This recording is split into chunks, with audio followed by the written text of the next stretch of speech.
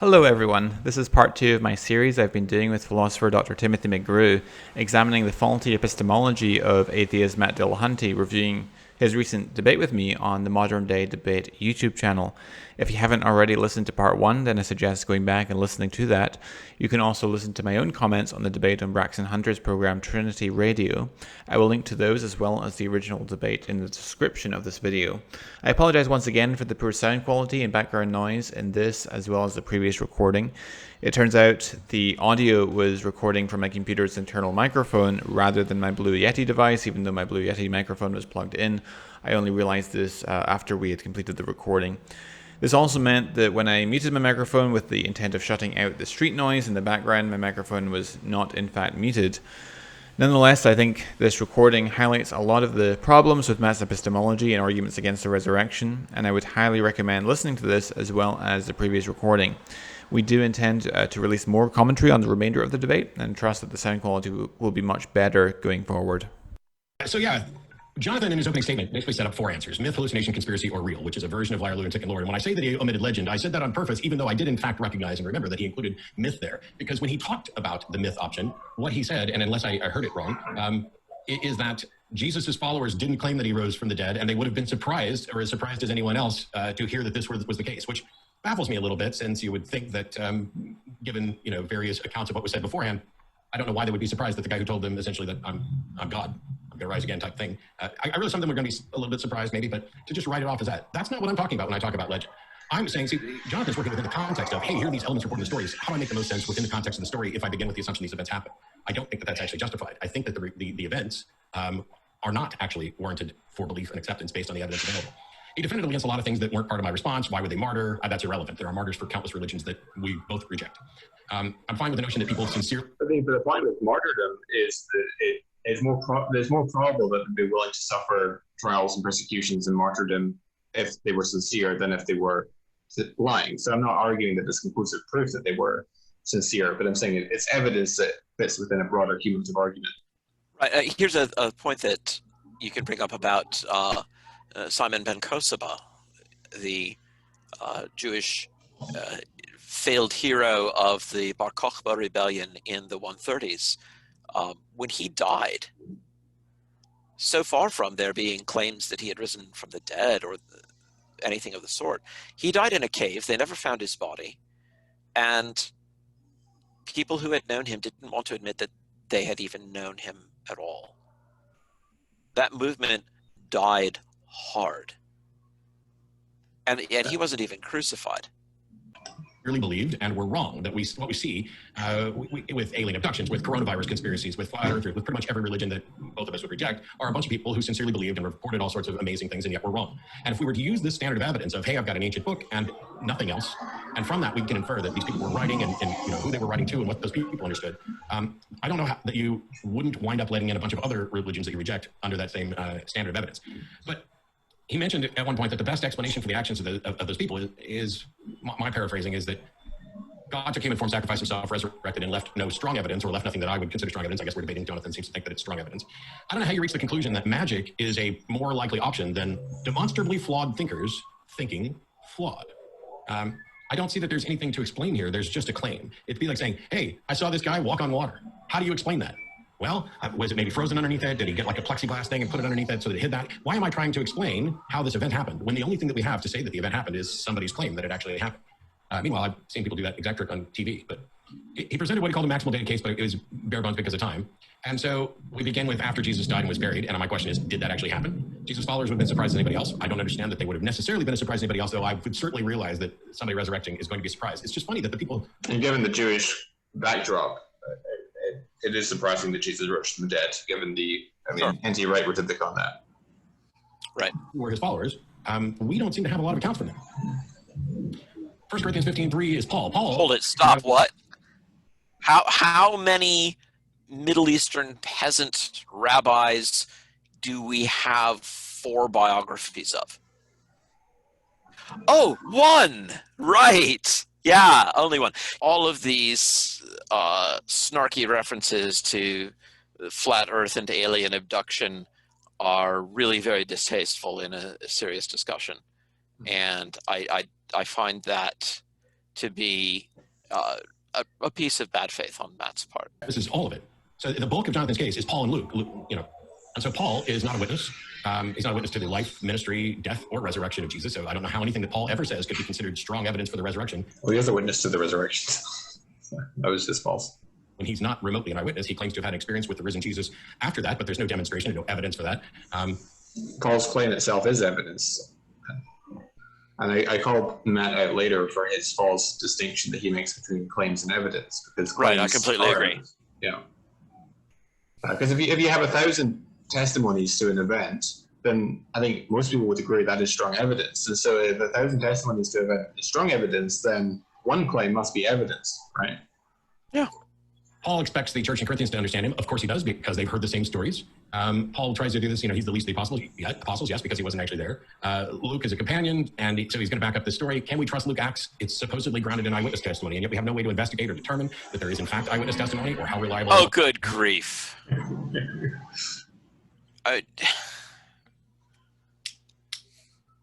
This is one of those interchanges that left indentations in my forehead. How is it possible that, how can you even have a conversation with somebody like this? It's like a little child just saying, no it isn't, no you don't, no it isn't, no.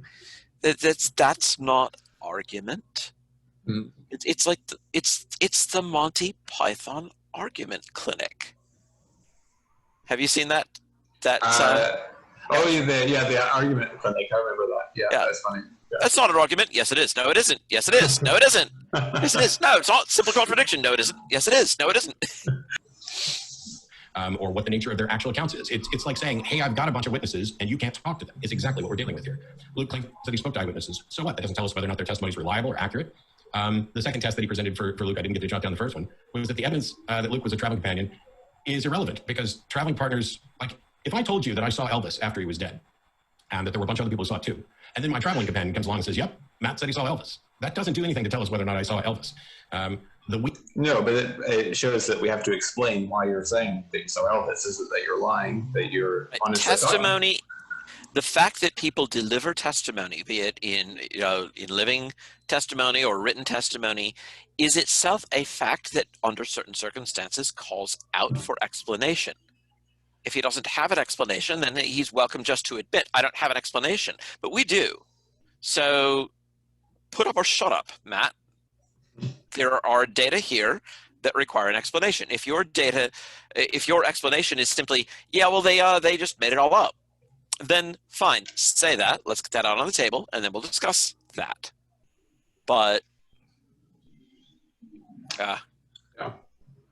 we, they reference, that's two people who weren't there for the ministry, death, or proposed resurrection, and so I don't know how it can remotely count as good evidence or strong evidence. At best, you've got second or third hand accounts. John 20 is a passage from an anonymous book, and he's convinced that it was written by John, and I get that. I understand why people do, but it's not like we can demonstrate that at all. And if you pick up, if you look. Yeah, but can he at least respond to the argument I presented for it being written by John? He just dismisses it, and this is like a consistent theme throughout the debate, is I make claim, present the evidence, and he just says, no, we can't demonstrate that. Right. Well, in a certain sense, he's right, but only in an irrelevant one. By demonstration, he could mean something so strong that we can't demonstrate anything in history, right? Can't prove it to me on the back of a napkin. Right. And your point was? The Bible's the only thing we can say is that we don't know for sure who wrote that, and that all of our copies are anonymous.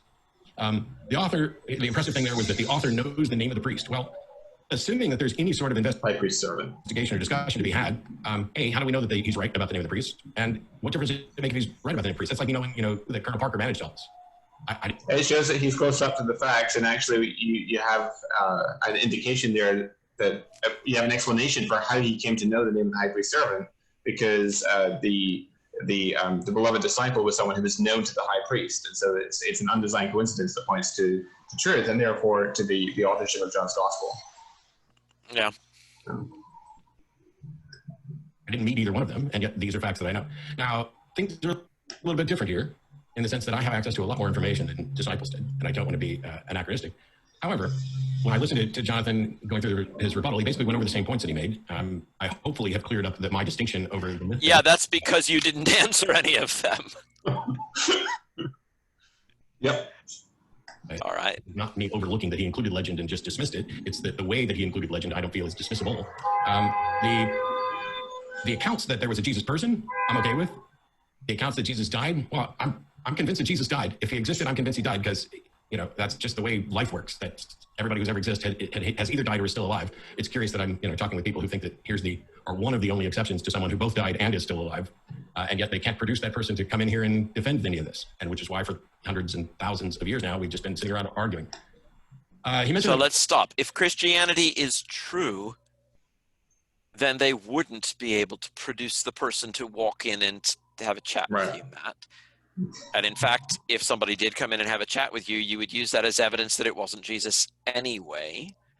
So this is all just more red herring from Matt. He loves to drag these odoriferous herrings across our paths to try to get us off the scent. Off the scent. Herring off after that. Yeah. All right. I'm not sure what sort of evidence could be presented, and that this is somehow a flaw in my epistemology. That's a load of crap. Because what needs to be demonstrated is a causal connection and a realistic connection to show that the supernatural is real, that it can interact with the material world. I don't know what shape that evidence will come. It will convince me the instant it's there, and none of it matters because God could present this evidence, and this is one of the things that I tried to address, that if God comes in and says, hey, I can present all the best evidence for you, but I'm not going to, even him just saying that would be leaps and bounds better evidence than anything that we currently have. So it's not like I need to explain an empty tomb because I'm not aware that there is any empty tomb to explain. And thousands of years after something, I don't even know what finding an empty tomb would be. What I'm being asked to explain is how a report from an anonymous source or several anonymous sources that don't agree, you can't put the different resurrection accounts together and come up with a cohesive story because they're in disagreement about what happened when. And we have no demonstration of an empty tomb or a death on a cross or a resurrection or even the details of any specific sermon. And I just did a video the other day on the loaves and fishes and how absolutely absurd it is to think that there were thousands of people following Jesus around in the first century in this area and nobody brought any food. I mean, this is the level that we're talking about. There could be the best evidence possible. And what we have is an absolute dearth of good evidence and people doing their best to say, you know what? I find these stories convincing and compelling, and so I'm going to make the case that they are. I don't find them convincing and compelling. And this could easily be fixed by an actual presentation of really good, strong evidence for this. And instead, all we end up getting, because all we have is people pointing to the Bible, these anonymous, unsourced accounts that we cannot investigate. I don't know how anybody consider it strong evidence. I can understand how somebody could say that, well, even if it's not strong evidence, it's enough to convince me. That's fine. That comes down to how flawed your epistemology is, how likely you are to believe things on not particularly good evidence. Thanks, Matt. We'll jump into the open dialogue section. So keep those questions coming, folks, if you have them. I'm keeping an eye on the live chat, and this will go for about maybe 50 to 60 minutes, maybe less, kind of play it by ear. And the floor is all yours, Matt and Jonathan. Thanks so much. Well, thanks so much, Matt. Let me just understand exactly the extent to which you will walk along the road with me where we depart company. Would you say that there's strong evidence that Jesus died on the cross or not? No. Okay, so what do you make of the testimonies in Paul and Acts and the Gospels? I don't consider testimonies to be strong evidence. And when you point to Paul right off the bat, was Paul there when Jesus died on the cross? So you would dismiss all testimony? No, I didn't say I would dismiss all testimony. Was Paul there when Jesus was supposedly killed on the cross? We don't know. Okay, do we have any reason to think that? So here's where Matt bears the burden of proof. He says Paul wasn't there when Jesus died on the cross. Why do we know that? We don't know whether Paul was there when Jesus died. No, we don't. I mean, I might guess, but that would truly be a guess. Well, I mean, I want to say to Matt, were you there when John F. Kennedy was assassinated? No? Do you know that he was assassinated? Ay vey. This is a Ken Ham level argument. Yeah, you did, right. Well, you weren't there when the universe was created, so how do you know? Yeah, I mean, and somebody should actually make that analogy directly to Matt's face and watch him turn red. It's like, okay, so what you're doing is essentially what Ken Ham does, right? So that's your argument. That's really your argument. Okay. So if somebody wasn't personally there to see something, then the fact that he's testifying in a public setting where he has adversaries who would love nothing more than to embarrass him and discredit him through that, and he makes this claim, counts for nothing, really. Well, that's extraordinary, Matt. I don't know what to say except that it doesn't seem like you don't know much about evidence. No, but he may have been, but we don't know. Yeah, and if Paul was there, don't you think Paul would have said, I was there? Isn't that really plausible? But Paul does mention that, he does mention the testimony of Peter and James and... Yeah, that's not what I asked. Well, Okay, Jonathan, if you were there and you witnessed Jesus' death on the cross and you then wrote about it, wouldn't, or a decade or a couple of decades later, would you say that you went and talked to the other apostles and you did all this stuff, or would you just say, I was there, I saw the man die? okay, I don't. It doesn't matter for the sake of my argument that Paul was there. I don't think that the only good evidence. Well, it does if you're counting him as a witness, because if he wasn't there, then he's not a witness. Still See, counting that. this is this new historical paradigm that Matt Dillahunty's come up with. That in order to have any historical relevance, you have to yourself be an eyewitness. It doesn't matter how many eyewitnesses you know, how many you talk to. You have to be an eyewitness yourself, or you have no historical relevance at all. It's just very bizarre. How does he think that the works of Herodotus were composed? How does he think that many of our histories of say the Punic Wars were composed? By people either speaking to people who were involved or reading documents by people who were involved? It's of course the whole texture of history is a web of people who aren't themselves eyewitnesses engaging with pieces of evidence. This is so absurd. This is so absurd. Evidence that he wasn't there because He's not a witness. You just a minute ago suggested that Paul is a witness that we should listen to. And I have no evidence that Paul's a witness. But he is a witness to what was being proclaimed by the other apostles. In particular, and I'm a witness. And I'm a witness to what the National Enquirer reports about Elvis. But that doesn't mean I'm an actual witness about what's actually happened with Elvis. Peter is someone who was present at the cross. We know, or present with Jesus at his trial, rather. And James was the brother of Jesus, who surely would have known that his own brother had died on the cross. And so I think that he is a credible secondhand report as to. You don't have a report from Jesus' brother. Well, what we have, if you think of James, we just said second-hand report. Right. We said that. And we did, but I don't necessarily think that. This is the problem. This is the problem of having a big storybook that has a bunch of different people trying to tell different parts of the same story and no idea who any of them are and no way to investigate or find out. Okay, so you wouldn't. So I mean, take the book of Acts for example. You think so? The author of Luke Acts was someone who was a traveling companion of Paul who has ample access to the witnesses in Jerusalem. Sorry. Paul or Peter, because I thought it was Paul too, and then a minute ago you said Peter, and I just want to make sure I wasn't confused. I'm sorry, I misspoke if I did. I said Luke was a traveling companion of Paul, and had ample access to the treasure trove of living witnesses in Jerusalem.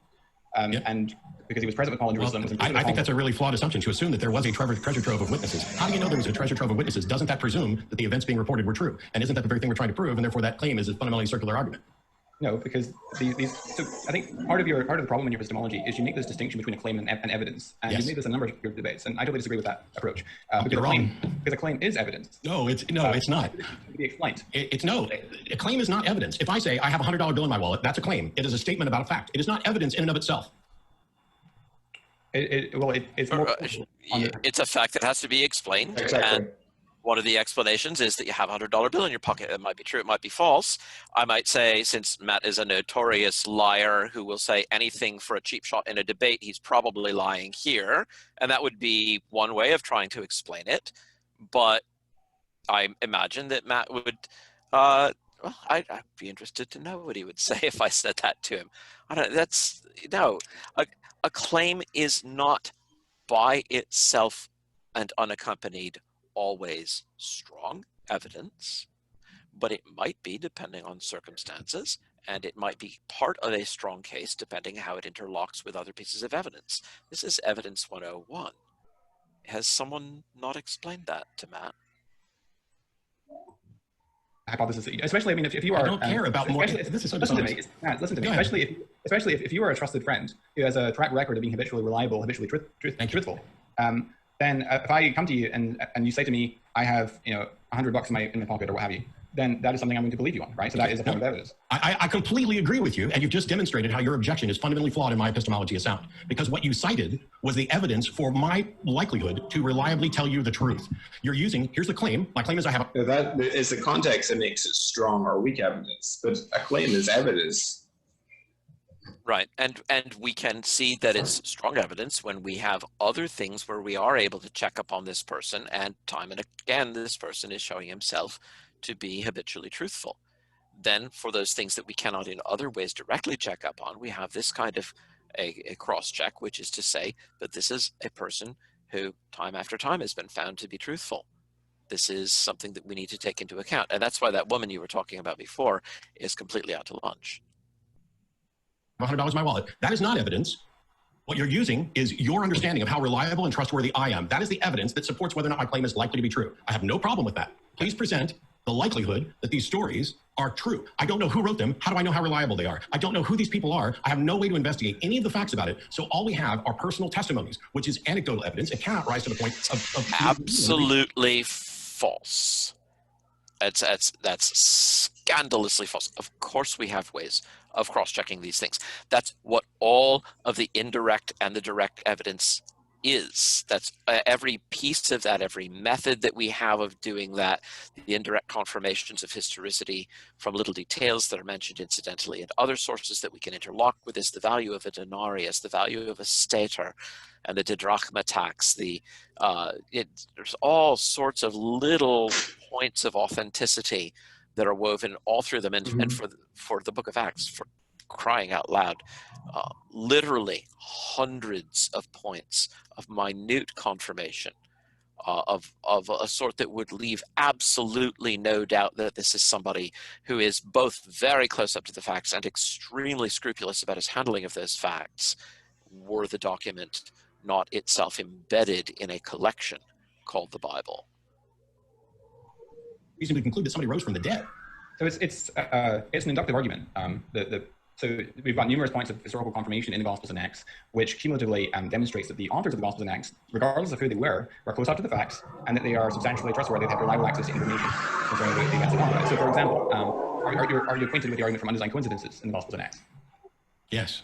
Okay, but go ahead. I should have actually asked him at this point to tell me what an undesigned coincidence is, because he might have been bluffing here, because I'm not sure. He might very well. I'm sure whether he's bluffing or not, that is, whether he believes himself to be lying or not, I'm quite sure you would not have got a good definition out of him. So I'll give one example, and perhaps you can comment on it. So, for example, in... yeah, you should definitely have asked him to go first. Yeah. To ask him to give me an example, like? Yeah. Yeah. So why don't you give me an example of one?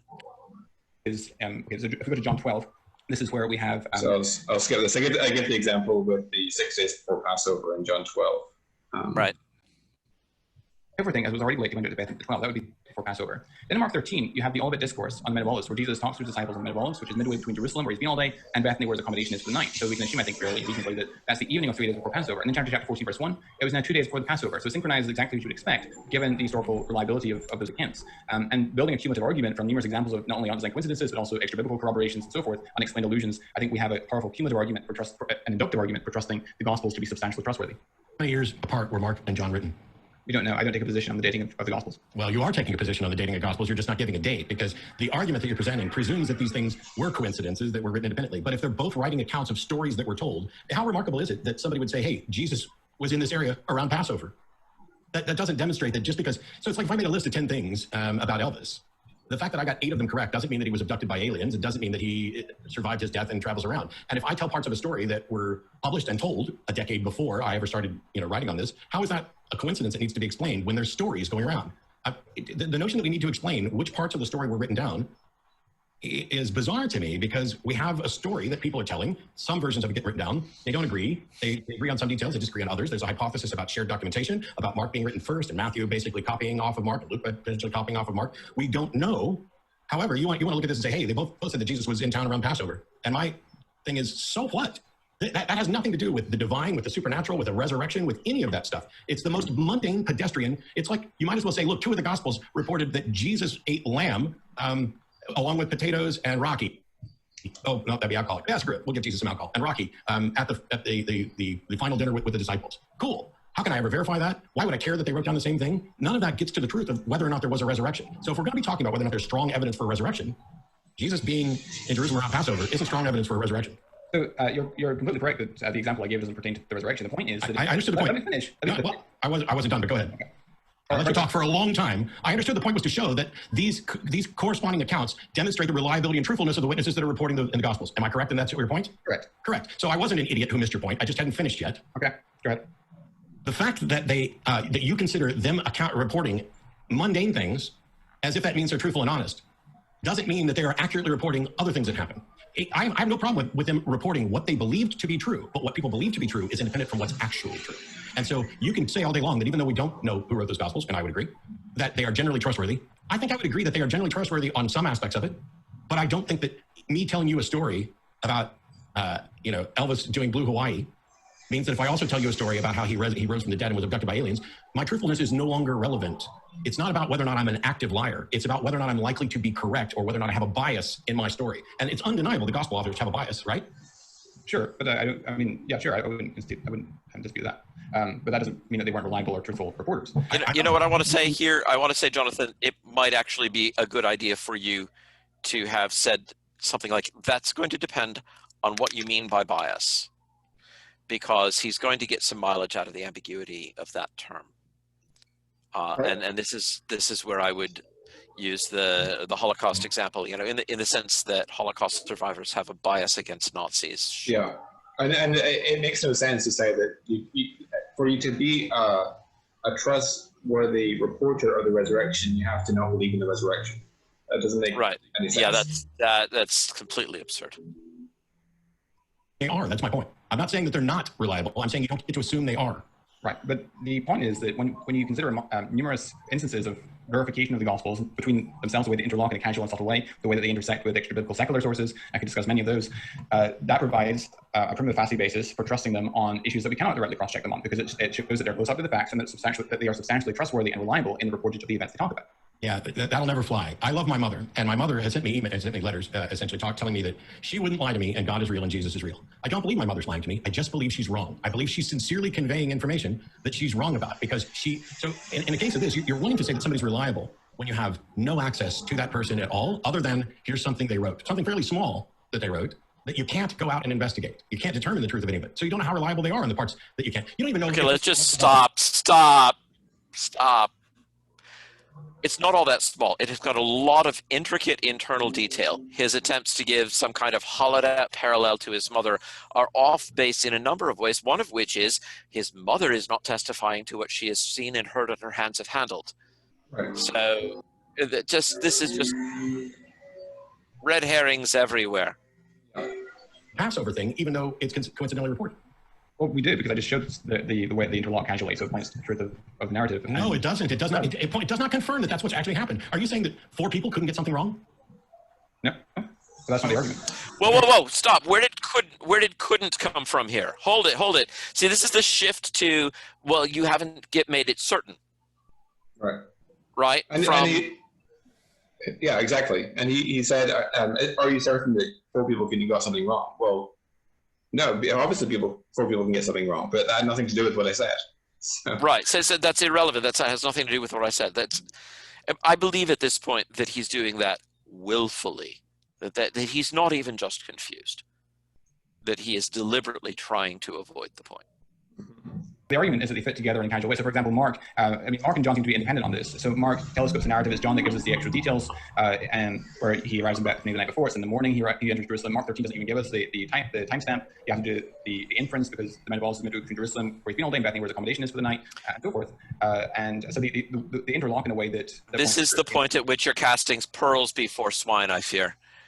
I mean, and what are you going to do, right? You're in a debate. You're supposed to be continuing to talk to the guy, but this is just...